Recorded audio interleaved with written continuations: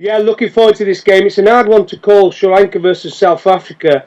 You've got Sri Lanka, whose batting has been dominant in this tournament. They've had 8 centuries from their top 4. Sangakkara, 4 in a row, has been fantastic. Dilshan's not far behind him. The Dil scoop has come out now and again. South Africa, a team where you would say bowling would be their strength, but they haven't really hit their straps with the ball. Morkel's been their best bowler by far. He's taken wickets at a good economy rate, just over 4.5. Stain's been disappointing. Tahir started the tournament on fire. He got 5 foot against the West Indies. Now, what worries me about Sri Lanka is their bowling. They've got Malinga, who's getting better each game. He's still coming back from his fitness issues. Kulasakira, I think, is going to open the bowling with him. He's quite good with the new ball because Lakmal's been a little bit expensive. Now, one player who I think is vital for Sri Lanka is Herath. I'd like to think Herath's going to be fit for the game. It'll be touch and go, I would say, because they've had their problems with injury. You've seen Chandamal go, Kusal Pereira's come in, who normally bats us. He likes to open the batting when he plays for Sri Lanka, but it looks like he's going to have to slot in at 6, 7 or 8, one of those positions. If I had to pick a winner now, I'm going to stick with South Africa because I've gone from them from the start of the tournament. Yeah, I mean, South Africa are a team which everybody has this reputation. They have this reputation, don't they, of choking on the big occasion. So this game and this occasion for them is a huge, huge game against a very good Sri Lankan side, experienced Sri Lankan side, who are used to being in World Cup finals. They've played in the last 2, by the way. But with South Africa, they've got so many players in their batting lineup who have a strike rate over 100.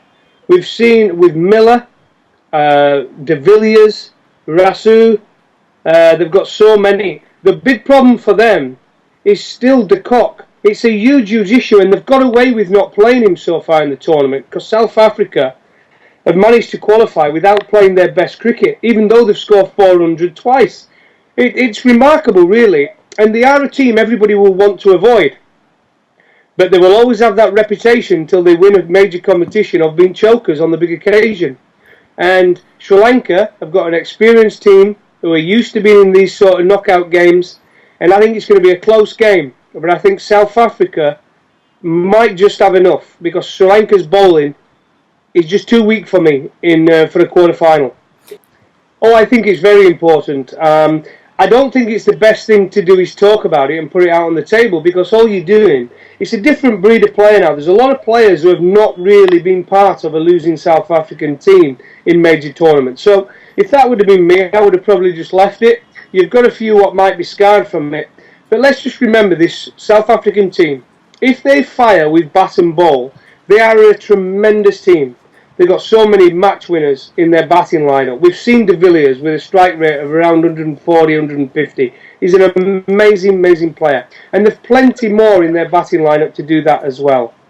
One of their big issues throughout the whole tournament has been the number 7 position. And they've really struggled. It's been Parnell and Behadarin, is it? I think is the other player who they've had in that position. And both are not quite good enough with bat or ball. And that is a major issue because it's a big, big position for them. And just if they only had Jack Callis to slot in at 4 or 5 and bowl and bat a bit and field at slip, that would have been a big, huge, huge player for them. But I just think Sri Lanka, their downfall as well as their bowling is that they cannot lose early wickets because none of their other batsmen have had a time in the middle. Thiramani scored 100, obviously against England, but has struggled throughout really other than that innings. Dilshan with a new ball, especially with Morkel's bowling, Philander, Abbott or Steyn, they're going to be very, very dangerous for South Africa. And if they bowl first, if they do bowl first at the SCG, where it might just nip around a bit with a new ball and lose a couple of wickets, they're going to find it very, very hard to come back from because none of their middle order has had any time in the middle.